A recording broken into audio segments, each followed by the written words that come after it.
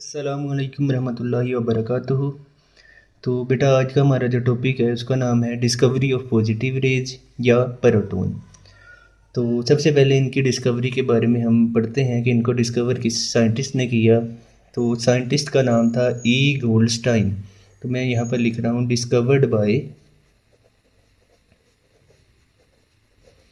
ई Goldstein.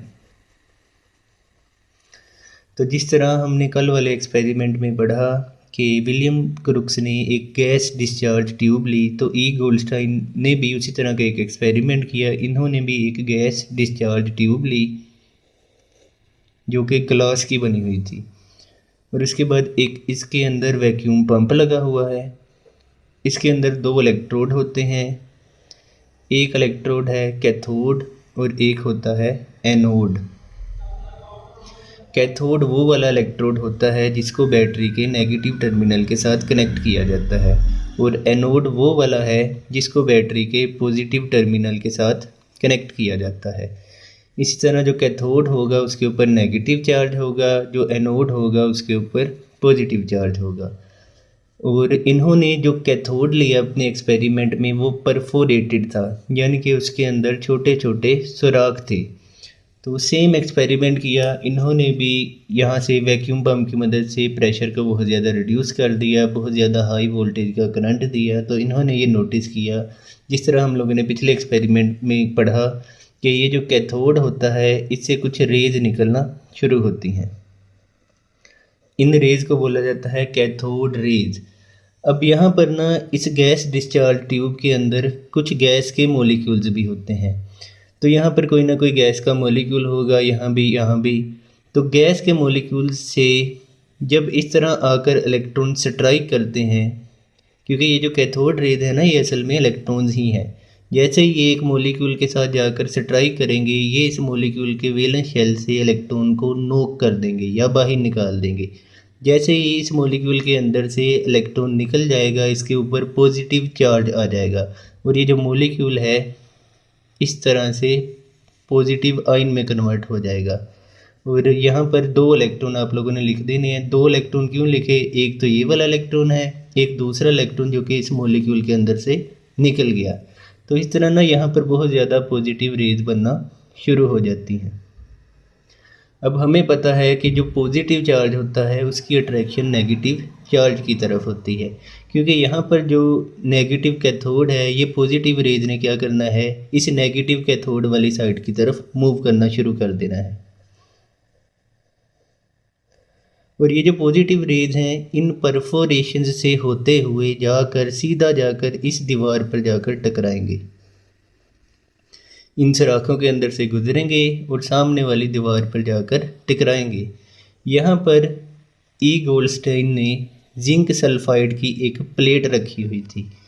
जैसे ही ये positive raise इस प्लेट के साथ जाकर टकराती हैं तो यहाँ पर ग्लो पैदा होना शुरू हो जाती है, जिससे हमें पता चला कि ये जो पॉजिटिव रेज हैं ये एग्जिस्ट करती हैं।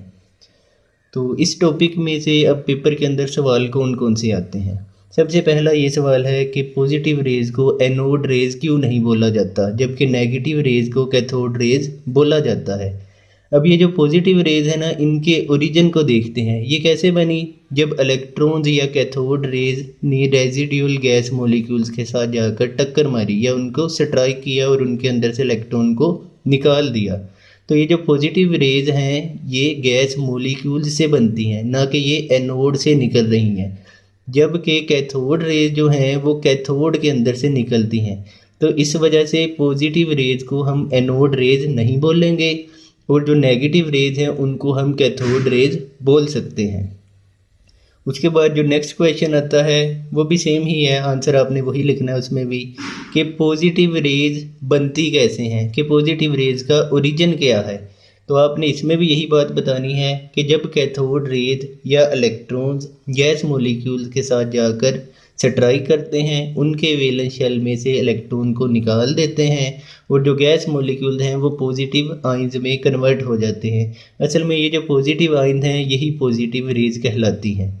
अब फ़र्ज़ करें इस एक्सपेरिमेंट में हम काफ़ी तरह की गैसेस यूज़ कर सकते हैं। फ़र्ज़ करें हम जो गैस यूज़ कर रहे हैं वो हाइड्रोजन की गैस है। तो हाइड्रोजन की गैस के साथ जब जाकर इलेक्ट्रॉन से ट्राई करते हैं ना, तो ये प्रोटॉन्स में कन्वर्ट हो जाते हैं और इनके अंदर से इलेक्ट्रॉन्स निकल जाते हैं। तो इस डिस्चार्ज ट्यूब के अंदर जब हाइड्रोजन की गैस यूज़ होती है तो प्रोटॉन्स बनते हैं। तो यहाँ से ही प्रोटॉन की डिस्कवरी हुई। अगर इस गैस डिस्चार्ज ट्यूब के अंदर हम कोई और गैस यूज़ करें, फॉर एग्जांपल हम लोगों ने हीलियम गैस यूज़ की, तो ये अल्फ़ा पार्टिकल में कन्वर्ट हो जाते हैं। हीलियम के अंदर से अगर 2 इलेक्ट्रॉन्स निकाल दिए जाएं तो वो अल्फ़ा पार्टिकल बन जाते हैं।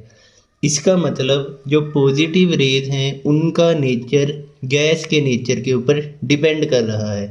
हम जिस तरह की गैस यूज़ करते हैं पॉजिटिव रेज भी उसी तरह से कोई ना कोई बन जाती है। हाइड्रोजन गैस यूज़ की तो प्रोटॉन बना, हीलियम गैस यूज़ की तो अल्फ़ा पार्टिकल बन गए। तो ये भी पेपर के अंदर सवाल आ सकता है कि पॉजिटिव रेज का जो नेचर है वो गैस के नेचर पे किस तरह से डिपेंड करता है। तो जितने भी शॉर्ट क्वेश्चन हैं और उनके आंसर हैं मैं आप लोगों को पीडीएफ की फॉर्म के अंदर सेंड कर दूंगा। उम्मीद करता हूँ आप सबको ये टॉपिक समझ आया होगा। अस्सलाम वालेकुम।